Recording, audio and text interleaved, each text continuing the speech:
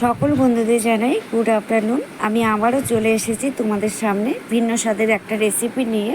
সেটা হলো কলার মোচা। তো এটা দুপুরের লাঞ্চে ভাতের সঙ্গে দারুণ জমে যাবে। দেখো নিয়ে এসেছি আমি প্রথমে একটা কলার মোচা। আমি এটাকে দু হাত দিয়ে ওপর থেকে খোসাটা ছাড়িয়ে নেব। তোমরাও এইভাবে ছাড়িয়ে নাও। দেখতে পাচ্ছ বন্ধুরা, দেখতে থাকো, আমার সঙ্গে থাকো রেসিপিটা আমি কিভাবে বানাবো।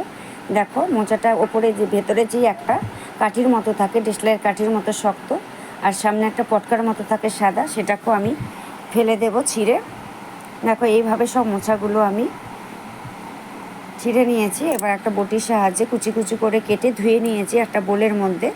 তারপরে দেবো কড়াইতে আমি 1.5 গ্লাসের মতো জল মোচাটা সেদ্ধ করার জন্য। তারপর দিয়ে দিলাম কুচি করে কেটে ধুয়ে রাখা মোচাগুলো।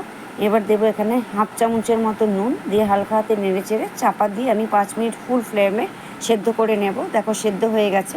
একটা ছাকনার সাহায্যে আমি ছেঁকে নেব, জল থেকে ছেঁকে তুলে নিয়েছি।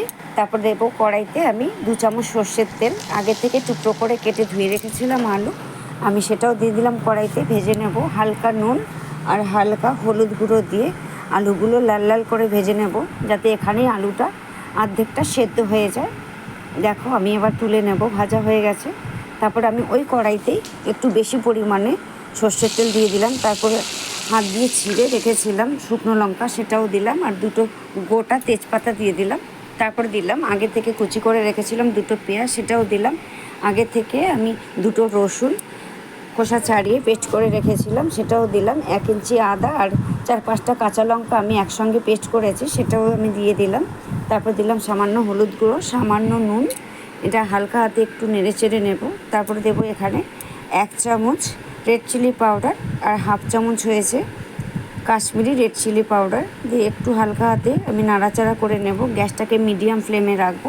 তারপরে যে সেদ্ধ করে তুলে রেখেছিলাম আমি, জল ঝরিয়ে রেখেছিলাম মোচাগুলো, সেটাও দিয়ে দিলাম। ভেজে রাখা আলুগুলোও দিয়ে দিলাম। তারপরে দেবো এখানে আমি পরিমাণ মতো নুন আর পরিমাণ মতো হলুদ গুঁড়ো।